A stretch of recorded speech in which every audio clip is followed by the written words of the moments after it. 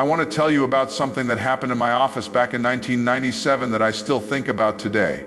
A man came to see me, 42 years old, successful career in corporate finance, and within 5 minutes of sitting down, he started crying, not tearing up a little, but actual sobbing.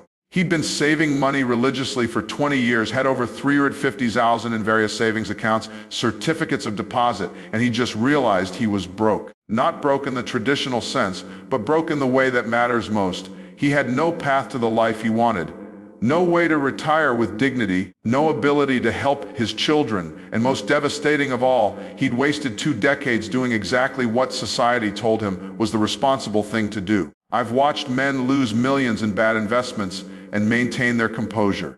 But this man's realization that he'd followed all the rules and still lost was absolutely crushing to witness.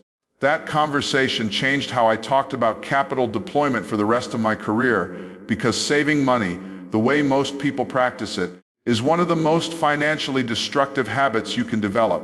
I know that sounds insane coming from someone who's known for being careful with money, but hear me out, because what I'm about to explain has been systematically kept from working people for generations, and understanding it is the difference American between dying comfortable and dying wealthy. Well, let me start with 2 people I knew in Pasadena. I'll call them Robert and William. Both started at the same aerospace company in 1968, making essentially the same salary, about 18 in a year, which was solid middle-class income back then. As a saver, lived modestly, Brown baggaged his lunch, drove his car for 15 years, put away 15% of every paycheck without fail, and by 1988 he had accumulated roughly $350 in savings accounts, money, market funds, and conservative certificates of deposit, paying maybe 6 to 8%. William took a completely different approach. He kept only 6 months of expenses in cash and deployed every other dollar he could spare in investments, not reckless speculation, but calculated opportunities. Apartment buildings in areas he understood, stocks of business he researched thoroughly, even a small stake in a friend's manufacturing company. By that same year, 1988, William's net worth was over $8 million in the same 20-year period. But in William and neither at the different time like Myron than Robert had found the purchasing power of water. A combined brand and motor pattern and right at more different time, and it wasn't rare. It wasn't at one is equal more with one round left and semi-clement of them using more what one is a little rather. He was engaging in one of the most irresponsible financial behaviors possible, letting capital die in accounts that barely kept pace with inflation. I need to take you back to a conversation I had with Warren in 1959, American, long before most people knew who either of us were. We were having dinner at some forgettable restaurant in Omaha, and Warren said something that fundamentally rewired how I thought about money. He said, "Charlie, the question isn't whether you can save money. Any disciplined person can do that. The real question is what you do with it after you've saved it, because saved money is just potential energy.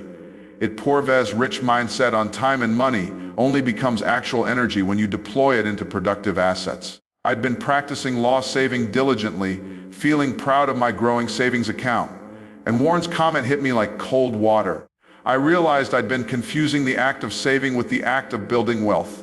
They're not the same thing at all. In fact, they're often opposing forces. Saving is defensive. It's about protecting what you have. Building wealth is offensive if you're American.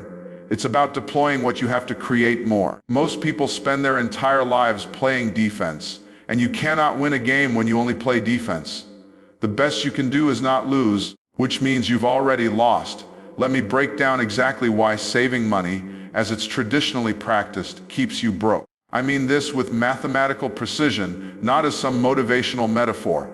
First, what I call the inflation tax, and it's the most insidious form of a theft ever created because it's invisible and socially acceptable. Let's say you save $100,000 in an account paying 2-cent interest, which is generous by current standards. If inflation is running at 3 to 4%, which is historically normal, you're losing 1 to 2% of your purchasing power every single year. That means your $100,000 is worth $98,000 in real terms after year, $96,000 after year 2, and so on over 20 years at just 2-cent real loss per year. You're 100 and has the purchasing power of 67, and you've lost a third of your wealth by doing what society told you was safe and responsible. Now compound that across your entire working life, and you begin to understand why people who save diligently often reach retirement age and realize they can't afford to actually retire. They weren't reckless, they were obedient. And obedience to bad advice is still bad decision M. The second reason saving keeps you broke is opportunity cost. And this is where the real wealth destruction happens. Every dollar sitting in a savings account is a dollar that's not invested in productive assets. And the difference between savings returns and investment returns over time is absolutely staggering. Let's run the number that same 100 in a savings account at 2%. After 20 years, you have about 149,000. Sounds okay until you consider that in a diversified stock portfolio return at an historical average of 10%. That same 100,000 becomes 673,000. The difference is 524s and 1,000 opportunity cost wealth that could have been yours, but isn't because you chose safety over growth. But it gets worse because that 524 all thousand itself would have generated returns in subsequent years. So you're not just losing the money, you're losing all the future money that money would have made. This is what I mean when I say that saving money is one of the most expensive things you can do. The opportunity cost is massive and it compounds negatively over time. Third, and this is psychological but equally important, saving trains your brain for scarcity while investing trains it for abundance. When your primary financial behavior is saving, you develop what I call a defensive money mindset.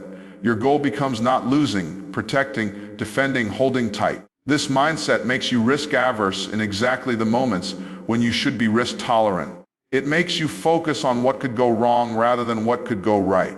And most destructively, it makes you view money as a finite resource to be hoarded rather than as a tool to be deployed. I've watched this mindset destroy more financial potential than bad investments ever could because it prevents people from even considering opportunities that could change their lives. Meanwhile, when your primary financial behavior is investing, even if it's cautious, calculated investing, you develop an abundance mindset. You start seeing opportunities instead of threats. You become comfortable with calculated risk. You understand that money is meant to move and multiply. This psychological difference is why William from my earlier story ended up with 8 million while Robert had 350. It wasn't just the returns. It was the entire way they thought about and interacted with capital. And the fourth problem with saving is what I call the velocity issue. And this is pure physics applied to finance. In physics, an object at rest tends to stay at rest. An object in motion tends to stay in motion. Money works exactly the same way. Money sitting in a savings account is at rest. It's inert. It's not creating connections or opportunities or expertise. Money deployed into investments is in motion. It's interacting with markets, businesses, real estate, creating value in returns and knowledge. Here's something most people never realize. When you invest in something, anything, you develop expertise in that area that makes future investments better and safer. Your first real estate investment is scary. Your 10th is routine. Your first stock purchase is confusing. Your hunt is intuitive. But if you just save, you never develop that expertise. You never build that in investment muscle. So you remain perpetually inexperienced and therefore perpetually vulnerable. I've met 70-year-olds who've saved for 5 decades and are still terrified to invest because they never built the skills they spent 50 years getting good at something that doesn't scale or compound. Meanwhile, someone who starts investing at 30, even with mistakes and losses along the way, has developed by 50 a level of financial sophistication that makes them essentially unfoolable. They've seen enough cycles, made enough decisions, learned enough lessons that they can spot good opportunities and avoid bad ones almost instinctively. The fifth and most tragic reason saving keeps you broke is that it creates an expertise gap that widens over time until it becomes unbridgeable. Let me explain what I mean with a real example. I knew a Dr. Sarah making over $400 a year, absolutely brilliant. Her field saved like a champion, and by age 55 had why your savings account is robbing you blind, accumulated to $4 million in cash and cash equivalents, earning essentially nothing. She came to me terrified, but she just calculated that even with that much saved, she couldn't maintain her lifestyle in retirement without working until 75. How is this possible? She made huge money, saved discipline for 30 years, had multi-millions in the bank, and still faced a retirement crisis. The answer is that while she was saving, inflation was eroding her purchasing power. Opportunity cost was stealing her potential returns.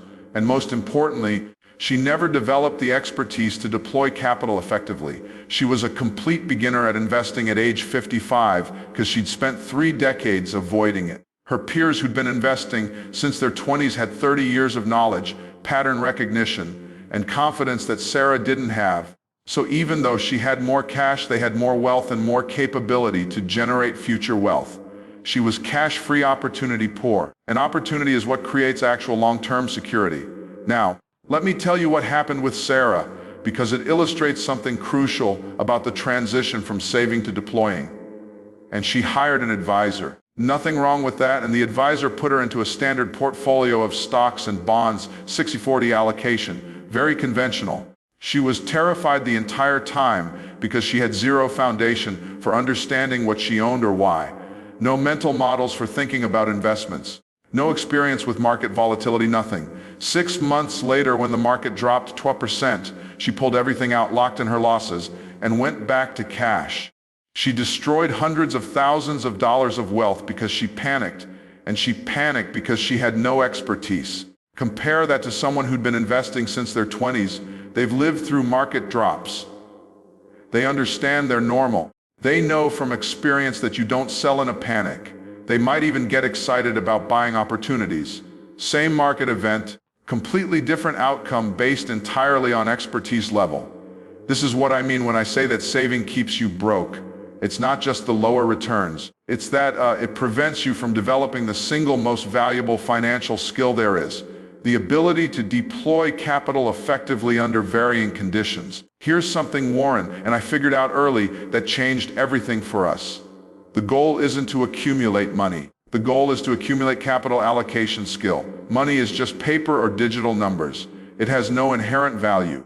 American, the skill of knowing where to put it, when to put it there, how much to put, and when to pull it out. That skill is infinitely valuable, and it compounds over your lifetime. Someone with great capital allocation skill and modest capital will end up wealthier than someone with poor capital allocation skill and significant capital every single time. But here's the problem. You cannot develop capital allocation skill by saving. You can only develop it by allocating capital, which means you have to actually do it with real money, with real consequences. There's no simulation or book learning that substitutes for having your own money at risk and making actual decisions. This is why I always told young people that the most valuable investment they could make was in their own financial education through actual experience. Even small investments teach you things that no amount of saving ever will. Let me give you a specific example from my own life that drove this lesson home. In 1962, I invested $1,000 in a small oil royalty deal. It was a tiny position, almost nothing, but I researched it carefully, understood the geology, the economics, the people involved. That one investment taught me more about evaluating opportunities, reading contracts, assessing risk, and thinking probabilistically than 10 years of saving ever could have. It ended up paying me about $70,000 a year for over 60 years. Turned $1,000 investment into multiple millions in total returns. But the financial return wasn't even the most valuable part. What was valuable was the learning. I discovered I could evaluate complex opportunities outside my primary expertise if I did the work. I learned how to structure deals.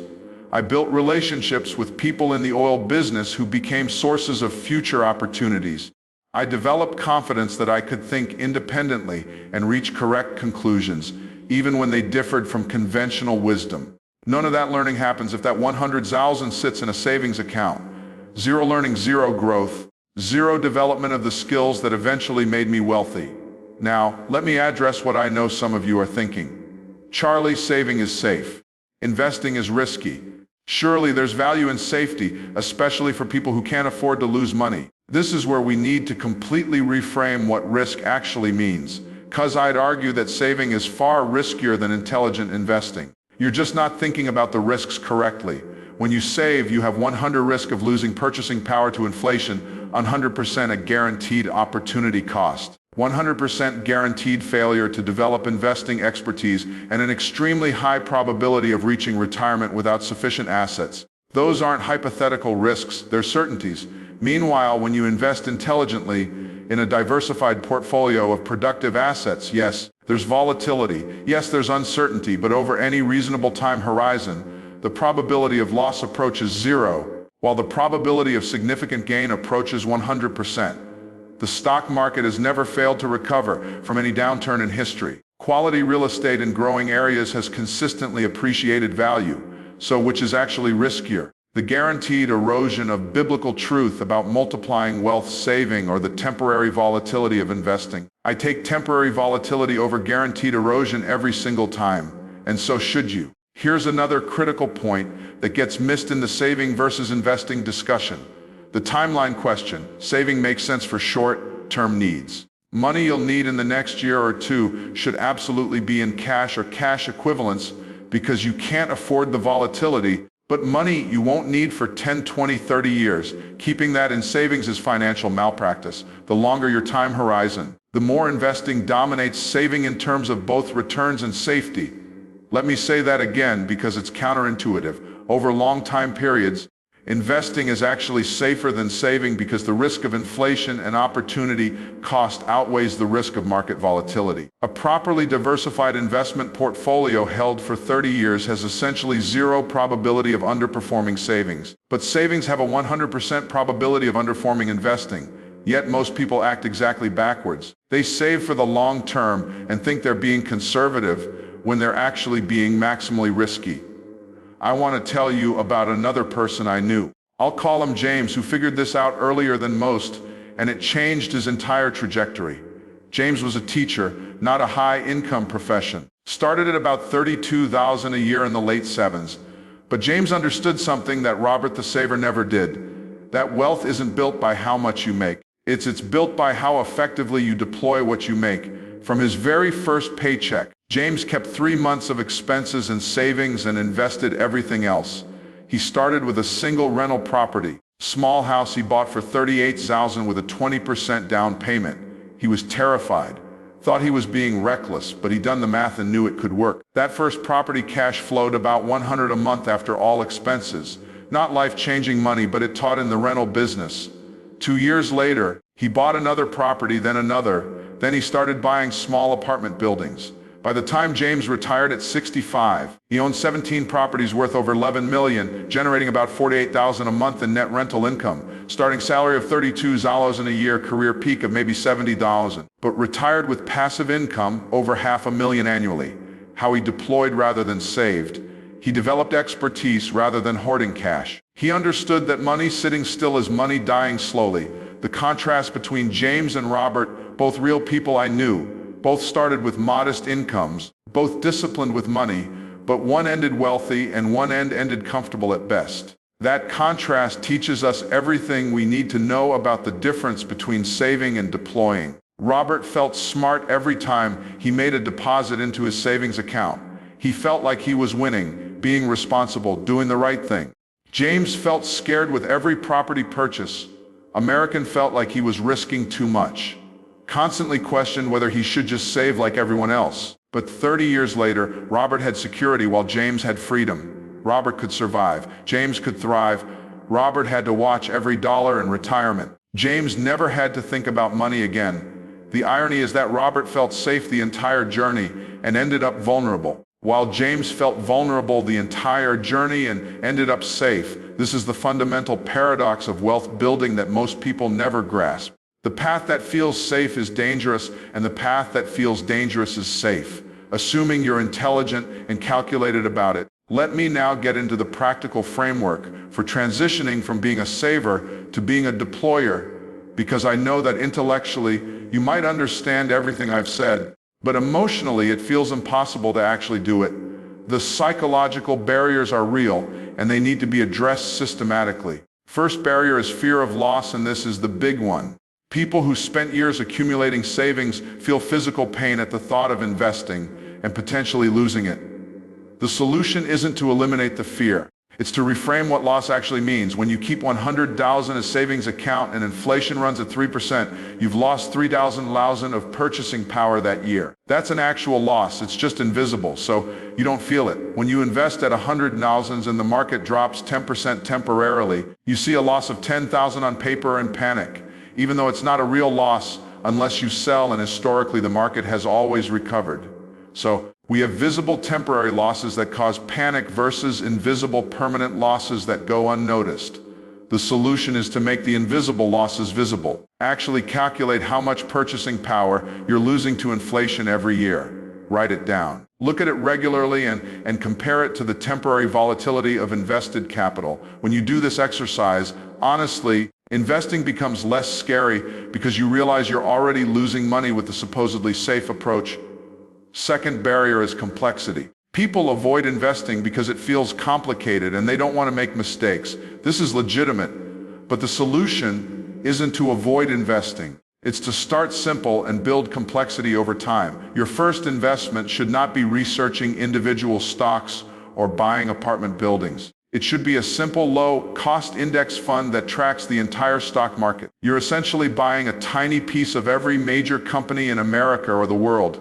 Instant diversification, minimal decision-making, historically excellent returns. From there, you can add complexity as you learn, maybe add some real estate, some individual stocks. You've researched some other asset classes, but you start simple. The people who stay in savings because investing feels complex or making the same mistake as someone who never learns to swim because they don't want to join the Olympic team. You don't have to be Michael Phelps to benefit from getting in the water. You just need to start somewhere appropriate for your current skill level and build from there. Third, American barriers: lack of knowledge. And this one requires a mindset shift. Most people think they need to learn everything about investing before they start. So they read books, watch videos, attend seminars, and never actually invest because they never feel ready. This is completely backwards, Eric.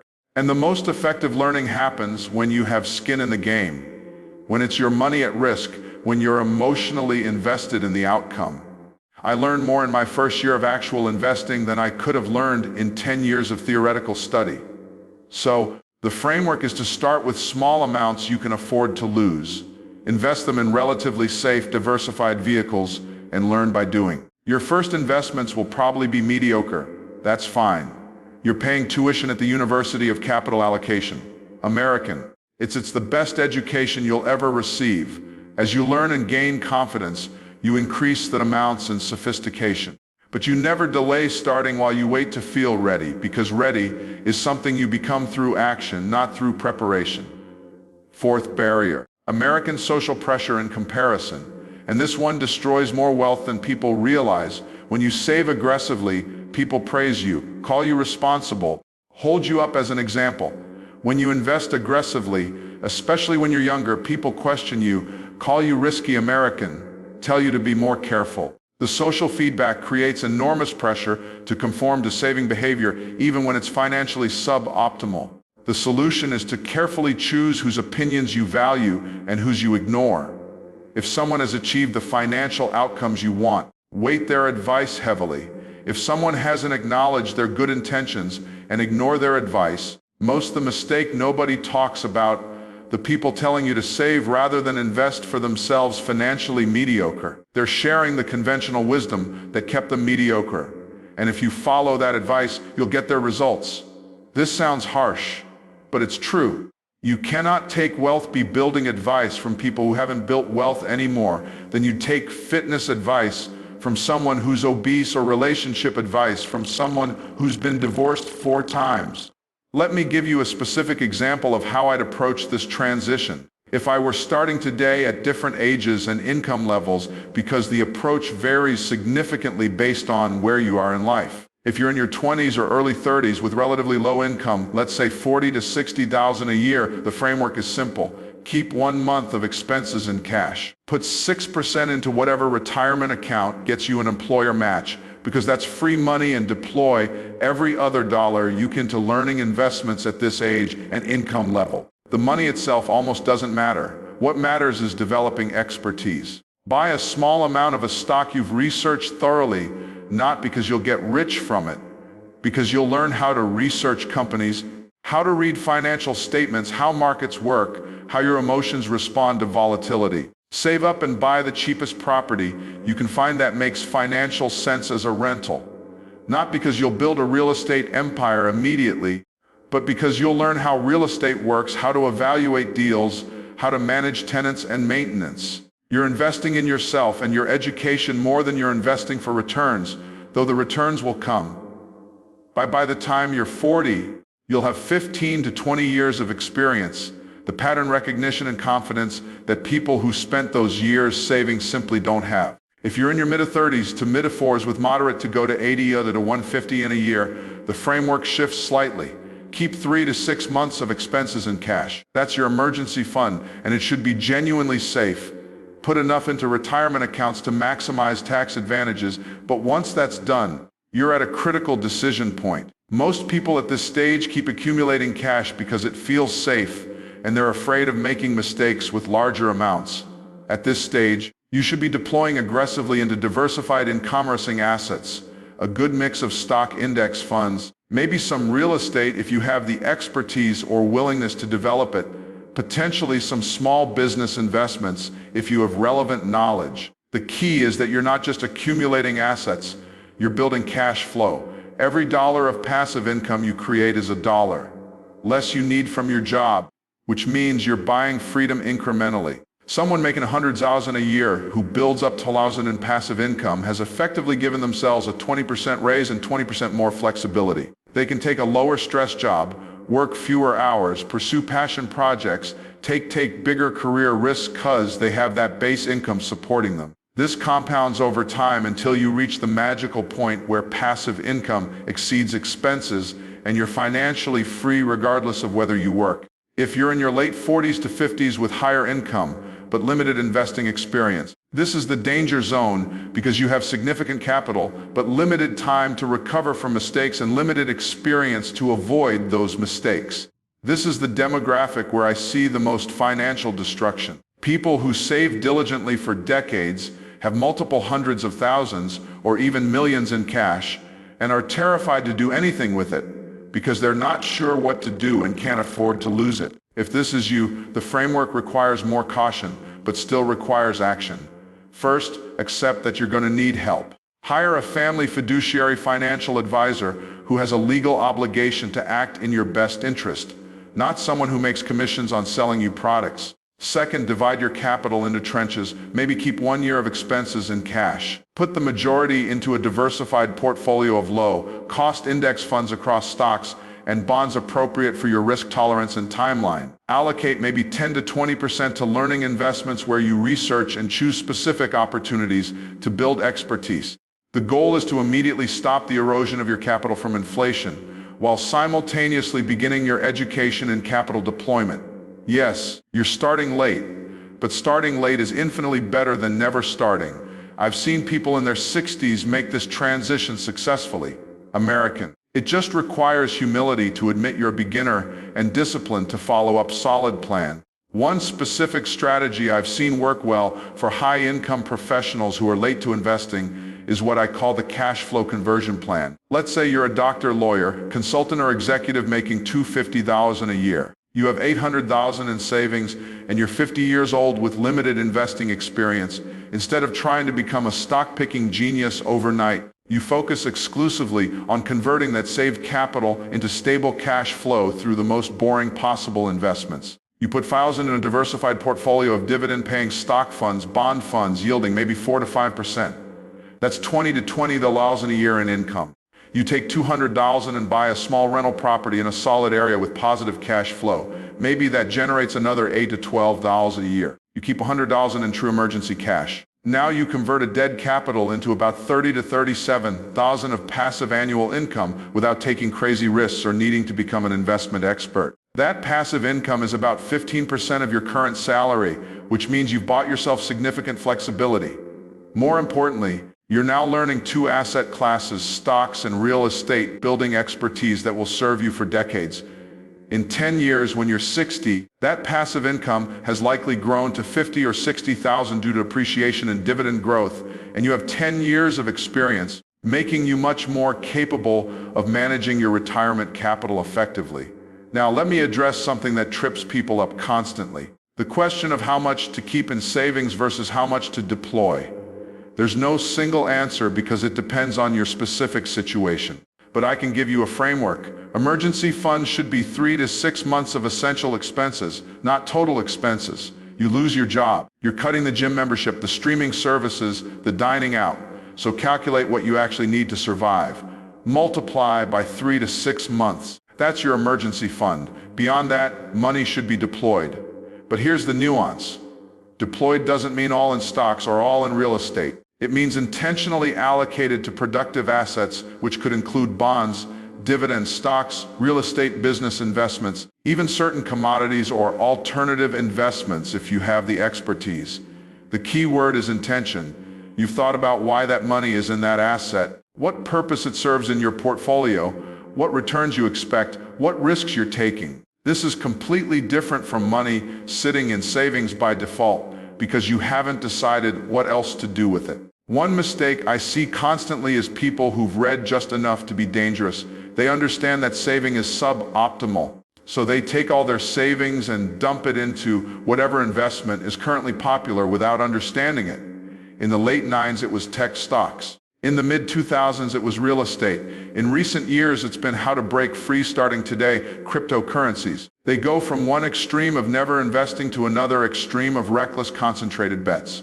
Lose money, confirm their fear that investing is dangerous, and go back to saving. This is worse than just saving because now they've lost capital and reinforced bad psychology. The correct approach is gradual, intelligent diversification, where you're building a portfolio of different assets that you understand, that have different risk profiles, that perform well in different economic conditions. And this isn't exciting. It's not going to make you rich overnight.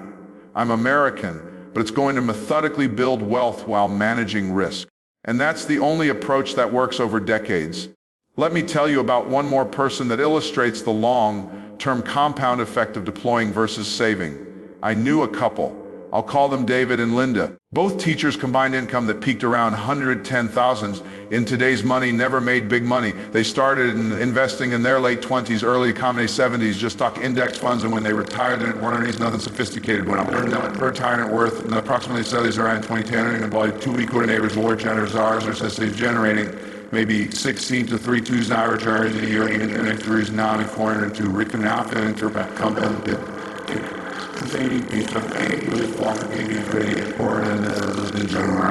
David Linda's wealth was roughly 10 times their savers' friends, and their income was roughly 10 times higher. Despite having identical careers and similar salaries, the entire difference came down to one decision made 40 years earlier to deploy capital rather than save it. That single decision and the discipline to stick with it through multiple market crashes, recessions, and periods of doubt created American a 40-year divergence that resulted in completely different life outcomes. This is what people miss when they focus on the short term. They look at the annual difference between saving and investing and think it's not significant. Maybe 3 to 8% difference in returns depending on the specific investments and time period. But that 3 to 8% annual difference compounded over 30 or 40 years is the difference between a comfortable retirement and an exceptional one, between leaving your kids nothing and leaving the millions, between having options and having obligations. The math is brutal in both directions. Small advantages compound into massive advantages. Saving is a small disadvantage that feels like a small advantage, which makes it psychologically dangerous because you don't feel the pain until it's too late to fix it. Here's my final framework for thinking about this, and it's how I've thought about capital for over 70 years. Money is exactly one job: to create more money. If it's not doing that job, it's failing.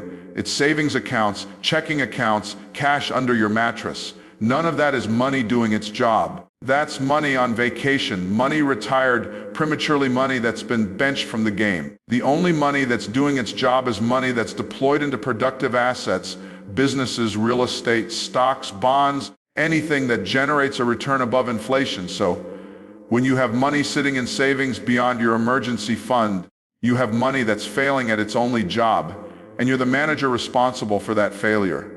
This might sound harsh. I think it's useful to anthropomorphize your money and ask, is my money working hard for me, or is it sitting around getting soft? If it's the latter, you need to put it to work, not recklessly, but definitely purposefully. The transition from saver to deployer is primarily psychological, not technical. The technical part is actually straightforward. Open a brokerage account, Buy some low-cost index funds. Done. You're an investor. The psychological part is brutal because it requires you act against decades of conditioning, social pressure, and instinctive fear. Every fiber of your being will scream that you're being irresponsible when you take money out of savings and put it into investments, especially the first few times. Your friends will question you. Your family might worry about you, and your own anxiety will tell you to stop. This is where discipline and conviction matter. You have to understand the math well enough that you can override your emotions. You have to trust the historical evidence strongly enough that you can ignore the social pressure. And American, you have to commit to the long-term plan firmly enough that you won't panic and sell during inevitable downturns. Now, I want to talk about something that nobody discusses when they give investment advice. The emotional cycle you'll go through when you transition from saving to deploying, because understanding this cycle in advance is the difference between success and failure. In the first month after you deploy significant capital into investments, you'll feel anxious every single day. You'll check your account balance compulsively. You'll read every financial news headline with dread. You'll second-guess every decision you made. This is normal and it passes. In months 2 through 6, you'll experience your first market volatility. Your portfolio value will fluctuate, sometimes significantly, and you will have moments of panic where you want to sell everything and go back to cash. If you can resist this urge and stay invested, you'll begin to notice something interesting. The fluctuations start to feel less scary. You're building psychological calluses. Between 6 months and 2 years, you'll go through at least one significant market correction, maybe a 10 to 20% drop. And this is the critical test. Everything I've taught you will be put to the test in your own psychology. If you panic and sell, you've learned nothing, American. And you'll go back to being a saver with a story about how investing is dangerous. If you hold, or better yet buy more when prices are down, you'll have passed through the fire and emerged as an actual investor. After 2 years, something magical happens. Investing becomes normal. Market fluctuations don't trigger panic. They trigger analysis. Down markets don't feel like disasters, they feel like opportunities. You fundamentally rewired your relationship with money and risk, and this new wiring will serve you for the rest of your life. Now, let me tell you about a conversation I had with a young man in 2008, right in the teeth of the financial crisis. He'd started investing in 2006, had built up a portfolio worth about $90,000, and by October 2008 it was worth about $52,000. He was devastated, felt like an idiot for investing instead of staying in cash, and called me asking whether he should sell and cut his losses. I asked him one question. Has anything fundamental changed about the businesses you own pieces of through your index funds? Are people going to stop needing banks, food, energy, healthcare, technology? He said, no, people will still need all those things. Then I told him, you don't have a financial problem. You have a psychology problem. The value of your holdings hasn't permanently decreased. The price has temporarily decreased, and price and value are not the same thing. If you sell now, you'll lock in temporary losses. If you hold and keep buying while prices are low, you'll look back in 10 years and realize this was the best thing that ever happened to your wealth. He stayed invested, kept contributing. By 2018, that portfolio was worth over $400,000. The crisis that felt like financial death was actually a massive wealth creation opportunity, but only for people who understood what was happening and had the psychological fortitude to act rationally. This is what I mean about expertise and experience being more valuable than capital. That young man's ability to stay rational during the crisis, to separate price from value, to understand that volatility is not the same as loss. That came from 2 years of investing experience combined with a solid mental framework. Someone who'd been saving for 20 years and deployed their first dollar in 2007 would have panicked and sold in 2008, confirming their belief that investing is dangerous. Same market conditions, completely different outcomes, based purely on preparation and psychology. This is why I tell people, start investing young with small amounts. The experience you gain is more valuable than the returns. And that experience makes you capable of handling large amounts later without panicking. Here's another critical insight about the savings trap that I need you to understand. Saving is not just financially suboptimal. It's also professionally limiting in ways people don't recognize. When your financial strategy is to save every possible dollar, American, You make career decisions from a place of fear rather than opportunity. You can't take the career risk that might triple your income because you're terrified of disrupting your savings plan. You can't invest in developing new skills or credentials because that money needs to go into savings. American, you can't start a business or consult independently because you need the security of a steady paycheck to maintain your savings rate. So saving doesn't just keep you broke financially, it keeps you stuck professionally. Meanwhile, someone whose financial strategy is deploying capital into cash-flowing assets has created a safety net that allows them to take career risks. They leave a comfortable job for a risky opportunity because they have passive income covering their essentials. They can invest in an executive MBA or American specialized certification because they understand that's capital deployment. They can start a business because they're not dependent on a single income source. Over a career, these ability to take smart risks compounds into massively higher income, and that higher income gets deployed into more assets, creating a virtuous cycle. The saver, meanwhile, is stuck in the same safe career path, accumulating cash that's losing value, unable to take the risks that would actually improve their situation. I saw this play out with two lawyers I knew in the 1970s. Both graduated from good law schools in 1973. Both got jobs at solid firms. Both made about $30 in their first year. The first lawyer I'll call was a saver. He lived modestly, saved aggressively, and turned down opportunities to leave the firm and start his own practice because he didn't want to risk his savings. He made partner eventually. Career peaked at about $200,000 a year, and today's money retired with about $8 million saved. The second lawyer, I'll call him Thomas, was a deployer. He saved 6 months' expenses and invested the rest in rental properties and index funds. After 5 years, he had enough passive income that he felt comfortable leaving the firm to start his own practice. The practice struggled initially, but because Thomas had his investment income covering basics, he could afford to stick with it. The practice eventually became very successful, and Thomas sold it in 2005 for $12 million. He retired with a net worth over $20 million. Same education, same starting point, but American wildly different outcomes because of different financial strategies that enabled different career strategies. Alan played it safe financially and professionally and ended up comfortable. Thomas took calculated risks financially and professionally and ended up wealthy. The financial strategy doesn't just affect your money, it affects every major decision you make in your life. Let me address one more psychological barrier that keeps people trapped in saving, what I call the specific versus general fear problem. When you invest, you have a specific fear. I might lose money in this particular investment. This stock might go down. This property might have problems. This bond might default. These specific fears are vivid and concrete, so they feel very real and very scary. When you save, you have only general abstract fears. Inflation might erode my purchasing power. I might miss out on better returns. I might not have enough when I retire. These general fears are vague and abstract, so they don't feel as urgent, even though they're far more certain to occur. Our brain's wired to respond to specific concrete threats and ignore general abstract ones, which is why people panic about a 10% market drop, but ignore the 3% annual inflation that's definitely destroying their wealth. The solution is to make the general threat specific and concrete. Don't think inflation might hurt me someday. Calculate exactly how much purchasing power you're losing every single month and write it down. Don't think, I might not have enough to retire. Run the actual numbers and figure out exactly what your savings will generate in income and whether you can live on it. When you make the abstract concrete, it becomes harder to ignore, and the relative risks of saving versus investing come into proper focus. I also want to address a particularly insidious form of the savings trap. What happens to people who achieve high incomes late in life? Let's say you struggle financially through your 20s and 30s, finally hit your stride professionally in your early 40s, and suddenly you're making $300 in a year. You remember being broke. You remember the anxiety of not having savings.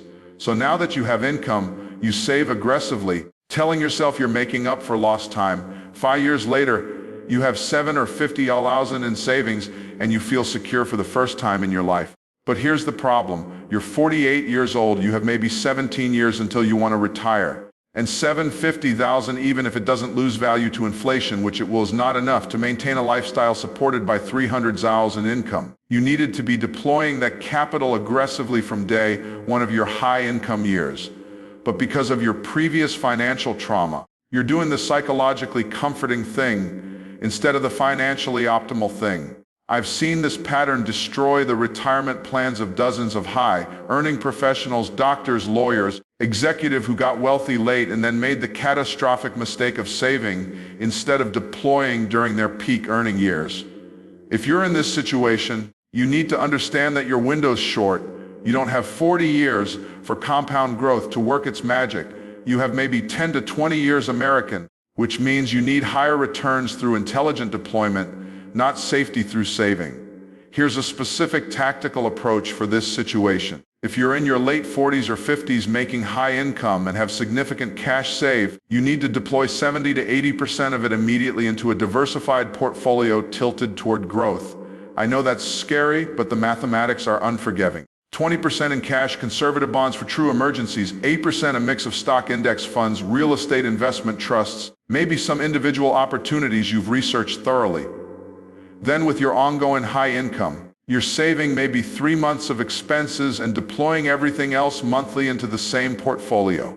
You're essentially catching up through aggressive but intelligent deployment, and you have just enough time for it to work if you start now. If you wait 5 more years to feel comfortable, you've lost the race. This is harsh but true. High income earned late in life is a gift, but only if you deploy it effectively. If you save it, you've squandered the gift. Let me tell you about one final person. And this one is particularly important because it illustrates what happens when you get the transition. Right? I knew a man, I'll call him Richard, who worked in manufacturing his entire career, never made more than $75,000 a year, but he understood capital deployment instinctively. From age 25, Richard invested 75% of everything he saved, mostly in stock, index funds with some real estate. He lived modestly, but not miserably, drove normal cars, took normal vacations, had a normal life. By age 50, his net worth was about $12 million, generating roughly $80,000 in passive income annually. At that point, Richard did something brilliant. He semi-retired, took a part-time consulting role in his industry, making $30,000 a year, and spent the rest of his time doing things he loved: woodworking, traveling, spending time with grandkids. He lived primarily off his passive income, plus the part-time work, and let his investments continue growing. When Richard died at 84, his estate was worth over $18 million, all from a career that never broke a $75,000 an annual salary. His children and grandchildren are set for life. Compare that to Richard's brother. Same family, similar income, who saved everything and ended up about $900 in a retirement, which generated maybe $36,000 a year in income, not enough to retire comfortably. So he worked until 78 and died with about $1 million. One brother achieved multi-generational wealth that the other achieved barely adequate retirement from. Essentially the same starting point. The only difference was capital deployment versus capital hoarding. I'll end with what happened to that 42-year-old man who cried in my office back in 1997 after he composed himself. We talked for about 3 hours about everything I've explained to you here.